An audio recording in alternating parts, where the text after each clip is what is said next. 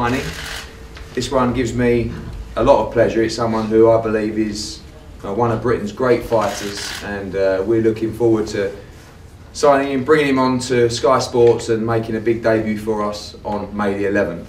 I'd like you to give a warm welcome to the current WBO lightweight champion, Ricky Burns.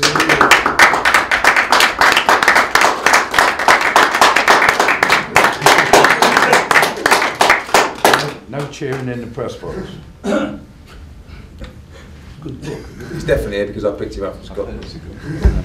There he is, Ricky, everybody.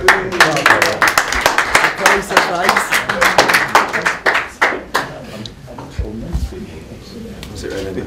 Billy, come and sit. I did it once.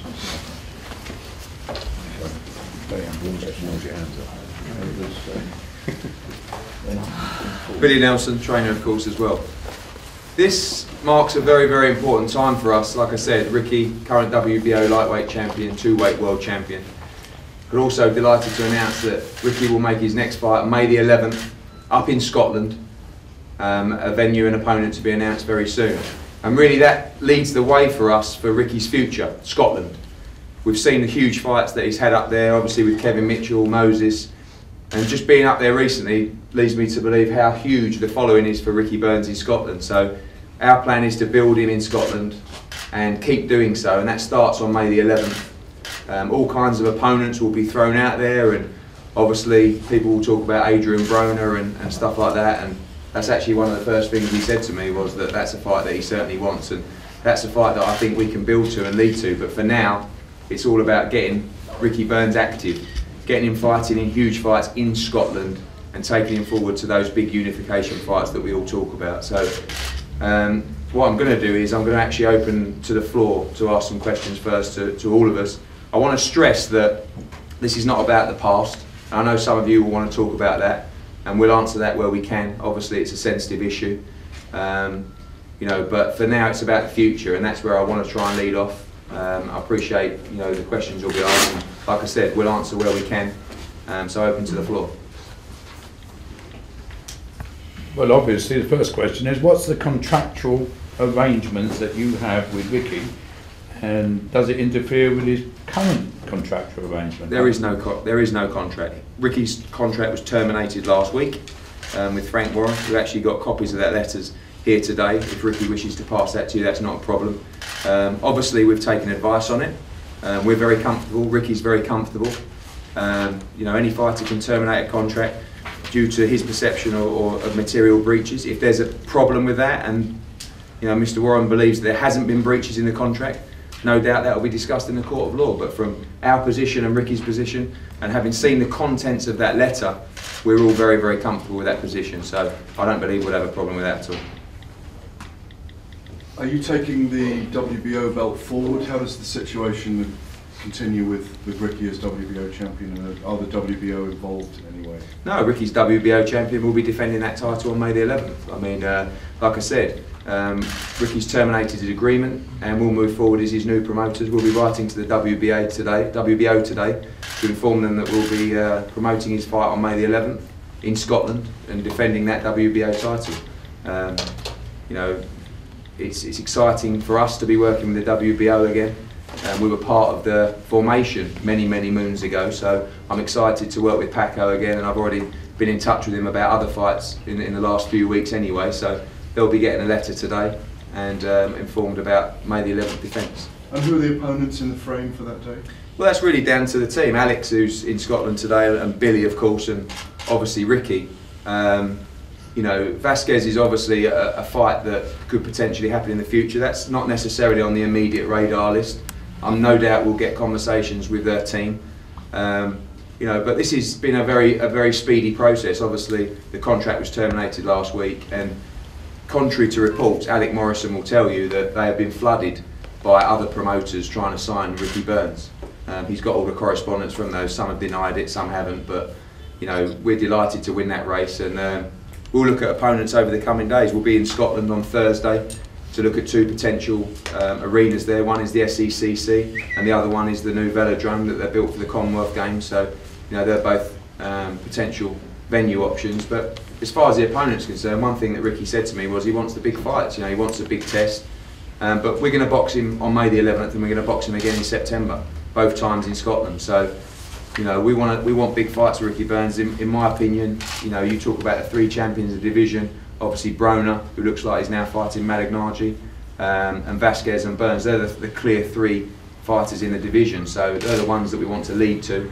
But it's important that those fights happen in Scotland. And even Adrian Broner, and you might look at me like I'm crazy, but I believe we can bring Adrian Broner to Scotland if we build Ricky Burns right. And that's something we've got to try and do over the coming weeks. Thank you.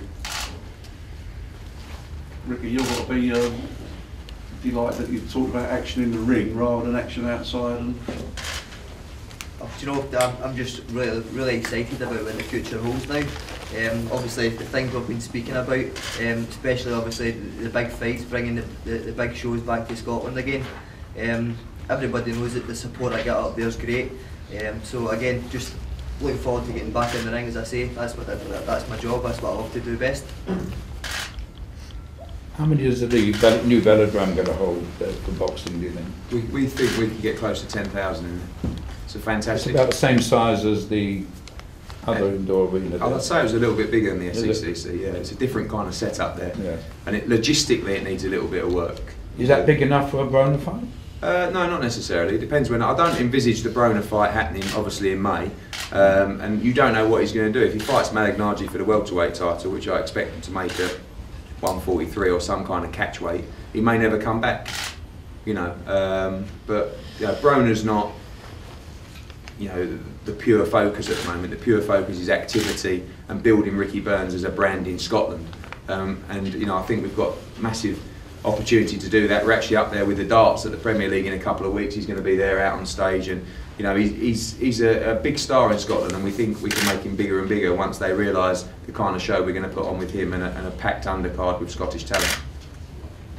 all the delays, Ricky, it's got been especially frustrating for you. You know, fights arranged, called off, training, fights arranged, called off. Well, the last 6 months has been a nightmare for me. Obviously, it's not as if the fights are getting called off with plenty of notice. There've been like 2 weeks to go, 3 days to go.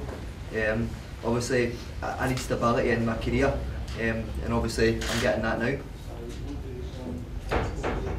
Can you tell us how much it's cost you and the training expenses, the post-moment?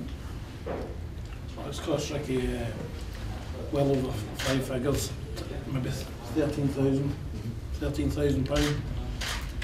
For both camps? No, that's between the 2 camps. Mm-hmm. But it's still it's a lot of money. A lot of money to outlay. And he was fantastic on both occasions to have it, both fights cancelled.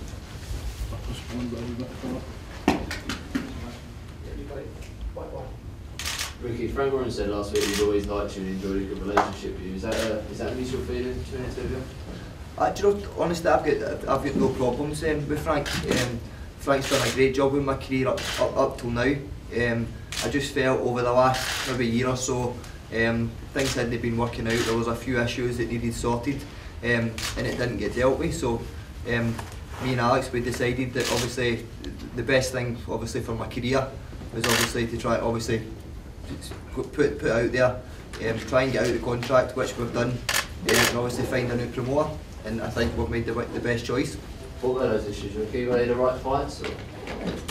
That's not something we discussed now. I mean, like I said, there's copies of the termination letter here, and Ricky will pass those on if anyone really needs to see them. But you know, like I said, I've seen those issues, and we won't have a problem. What about Frank Warren's claim that he was your joint manager as well? Again, going back to that, we spoke with Robert Smith at the end of last week. The official registered manager with the British Boxing Board of Control is Alex Morrison. No issues on that. Co-managers is not something that exists at the present time of the board, and I think the last time Frank Warren was listed with the board as Ricky Burns' registered manager was 2010. So again, you know, these contracts can be terminated if there's a perceived breach in the contract, and manager, promoter, it's irrelevant. I think the board have got some issues to deal with regarding the situation in general, which I think will be heard this week, but we're very comfortable.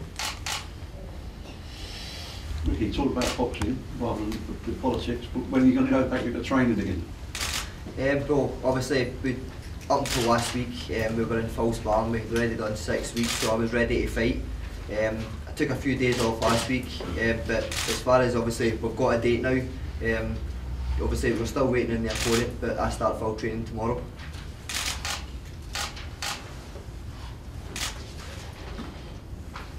Is there any concerns that your career might deteriorate as a result of your inactivity?